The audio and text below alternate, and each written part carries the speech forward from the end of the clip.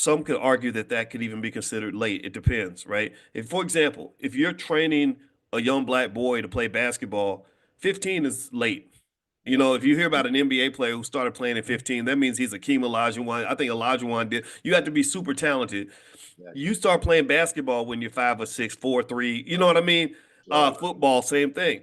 So with the economics part, so then I said to him, I said, okay, so he said, well, I really want to take action and I want to sign up for something else. I said, look, don't worry about all that. Let's start with something simple, baby steps. I said, okay, let me ask you a question. I said, do you have a car? And he said, yeah. I said, do you have a car note?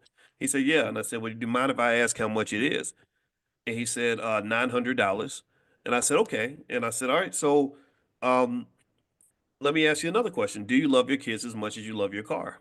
And I was just joking. I knew what the answer, it's a weird question, but he said, oh, much, much more, right? Much more. I said, okay, so maybe your aspirational objective. I said, here's what you do. I said, go on your Robinhood app, find SPY, Sierra Papa Yankee, VOO, Victor Oscar Oscar. You know that drill.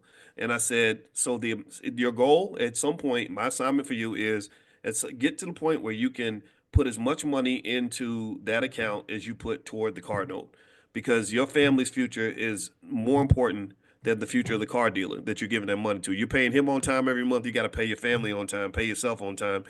And I said, here's what's going to happen. I said, after with $900 based on the math, I said, after about 10 years, you're cracking over 100,000. After 20 years, you're sitting on over 500,000. After 30 years, your kids are sitting on over $1 million. I said, so 10, 15, 20 years from now, 30 years from now, whatever, your kids are all going to be adults. I said, we're going to be old men. We're going to be old and gray and tired.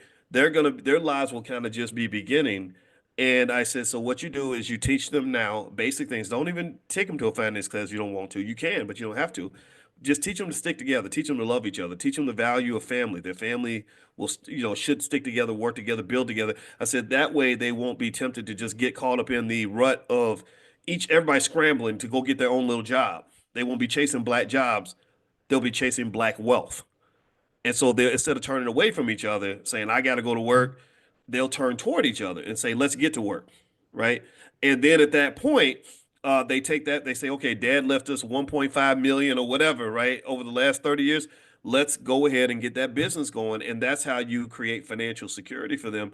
And so really to me, Dr. Talley, it's really a matter, I think, in terms of solving the problem, it's really a matter of us tapping into what God already gave us. Where I think we forget how much wealth God gives you when you just have children. I didn't, it is crazy because even I started to think about this. I didn't start deeply thinking about it till I was in my 40s. I was like, wait a minute. They got us thinking that the good job and all that stuff is the goal. No, when you got family and you got like a woman that loves you and somebody you can build with and all that, you are wealthy